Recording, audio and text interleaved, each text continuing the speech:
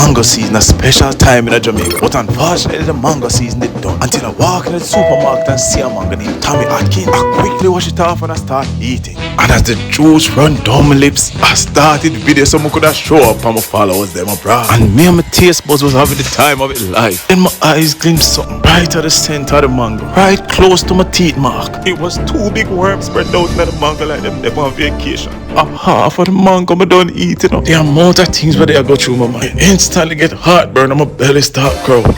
I had to make a decision, so I don't want anybody from the Caribbean to do. I grab a knife from my dab and I just dig out the two worms them and start eat round the mango. Mango season done, I can't make a good mango waste. I could eat one of the worm cousin them, but truthfully I don't know. I just follow my granny and just pray over the mango and just bless it.